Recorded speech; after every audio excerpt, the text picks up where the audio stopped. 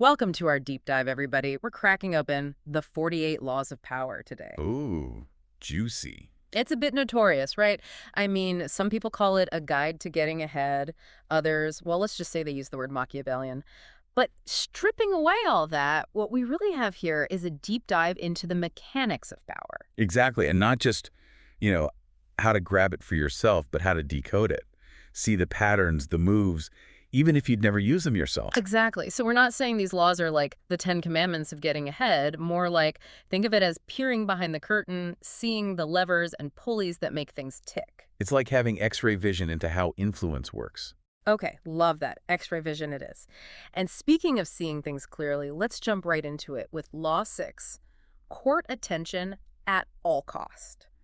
It really makes you think about all those figures throughout history who just commanded attention, for better or for worse. Right. It's like they just radiate something, some kind of aura that draws you in. And the book talks about this con man, Count Lustig, totally enigmatic, practically weaponized mystique to pull off some pretty elaborate schemes.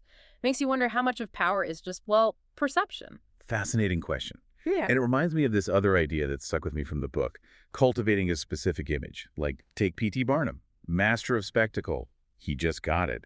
Knew how to grab attention, even if it meant stirring up a bit of controversy. Oh, for sure. Not always with the best intentions, though. But that whole idea of calculated image building, that's a power move in itself, right? Absolutely. But speaking of intention, let's talk about Law 7. Get others to do the work for you, but always take the credit. That one was a real eye-opener. Yeah, it's almost like that saying, there's no such thing as bad publicity, right? Except here, it's more like there's no I in team, but there's definitely a me taking the victory lap. Ouch. Right. And the book uses Thomas Edison and Nikola Tesla as a case study. And honestly, it was a little, I don't know, unsettling. I know what you mean. On the one hand, delegation is essential. No leader can do it all themselves.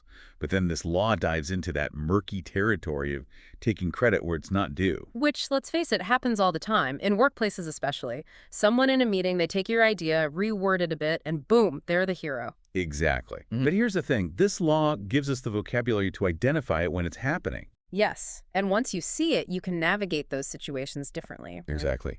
Okay, so we're talking about navigating tricky situations. Law 12. Use selective honesty and generosity to disarm your victim. This is full-on cautionary wisdom right here. It's giving Trojan horse vibes for sure. And it makes you think about those times someone does something seemingly kind and you just can't help but wonder, okay, what's the catch? Right. Like, it's the more insidious version of buying someone a coffee before hitting them with a favor. Totally. And you know who Green uses as a prime example of this? Count Lustig, that con man we talked about earlier. He was the master of using a show of honesty, a well-placed, generous act, all as part of a bigger plan. It does make you question every favor, every gift, doesn't it? Right. But what's so fascinating here is the psychology at play. Like, even those small acts of generosity, they create this sense of obligation, don't they? Precisely. It makes people more susceptible to influence later on. So what's the counter move? Refuse all gifts. Become a hermit. There's a middle ground. Law 13. When asking for help, appeal to people's self-interest, never to their mercy or gratitude. And this one hit home. I mean, haven't we all been there? You do someone a favor, need help later, and you think, oh, they'll remember, they'll want to reciprocate, and crickets. Oh, tell me you haven't drafted that email in your head. You know, the remember when I helped you move that couch? We've all been there. Right. But this law is telling us, forget the guilt trips, the appeals to past favors. Frame it in a way that benefits them, and boom, suddenly you're much more willing to help. It's all about self-interest, isn't it? It is. And Green uses the Athenians as an example. They sided with Corcyra over Corinth, purely out of, you guessed it, strategic advantage.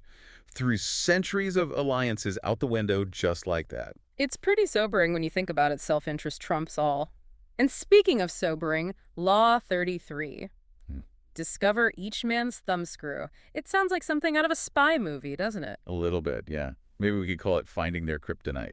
Soften it a bit. I like it. But the core idea is the same, understanding people's motivations, their weaknesses, their pressure points. Exactly. It's about what makes them tick, Yeah. what makes them trust, even what makes them break. And that, my friend, is powerful stuff. Which makes you wonder, how do you know if someone's using this on you? And how do you protect yourself without becoming totally paranoid? Such good questions. And it's something to keep in mind as we move to the next law, which is all about knowing when to hold back, when to play it cool. Knowing when to hold back, when to play it cool. That's Yeah. where Law 36 comes in, right? Disdain things you cannot have. Ignoring them is the best revenge. It's tough, though, right? We all get fixated on things we can't have. It's human nature. But this law is about recognizing when something's out of your control and just, choosing not to let it get to you. Denying your opponents that satisfaction of seeing you sweat it. Ooh, I like that. It's like, you want to see me crumble? Not today. Exactly. And Green quotes this Stoic philosopher, Epictetus, who said, "There is only one way to happiness, and that is to cease worrying about things which are beyond the power of our will." Okay, that's deep. And actually, it reminds me of this one time. You know how much I love a good vintage find? And I stumbled across this antique lamp, right? Gorgeous. But so out of my price range, it was ridiculous. And I was obsessing. I'm talking days. I'm thinking about this lamp. And then I remembered this law. Just let it go. What happened? The world didn't end.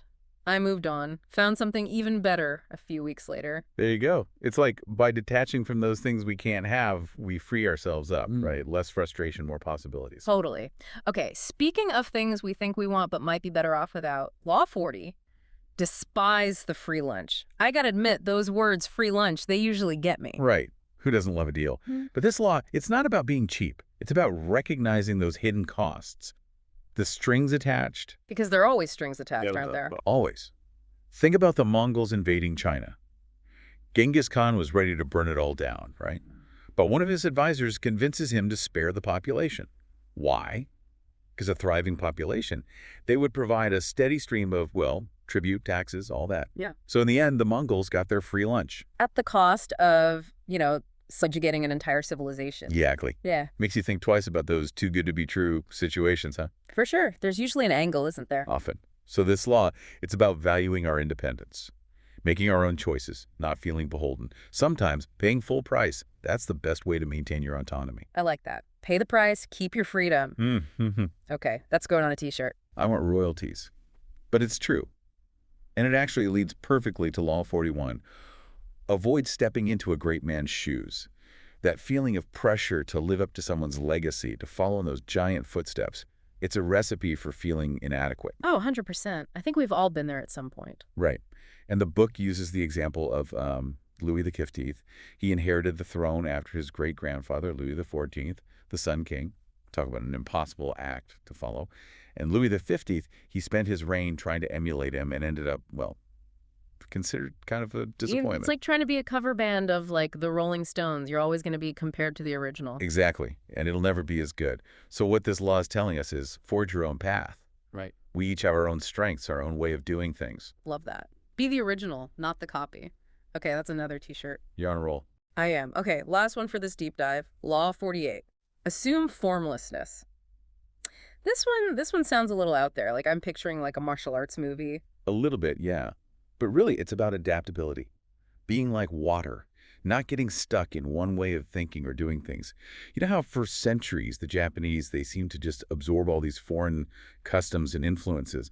But really, that adaptability, it was a form of protection. They took what was useful, but they held on to their core identity. Exactly. So it's not about being a chameleon, changing who you are all the time, but more like being flexible, knowing how to bend without breaking. Because in a world that's constantly changing, that ability to adapt, that's key. It's essential for survival, for growth, even for achieving your goals.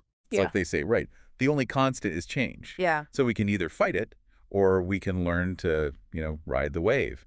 And we have covered a lot of ground today, from grabbing attention like good old P.T. Barnum to, well, that whole idea of appealing to someone's self-interest, not exactly their better nature. And let's not forget about that free lunch. Turns out, sometimes the priciest things are the ones that come free. Who knew? Right. It really makes you think. But that's what I love about these deep dives. It's not about here's the rule book, now go forth and conquer. It's more about giving you a new way to see things, decode the power dynamics that are always swirling around us. Becoming aware of the game, even if you don't want to play.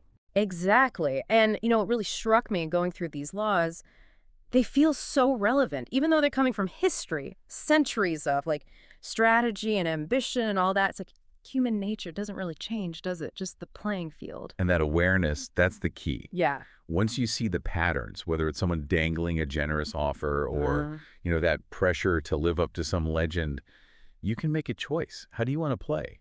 Or do you even want to play at all? Yes, it's about having the power, right? You know the rules, so you can use them, or just as importantly, you can refuse to be used by them.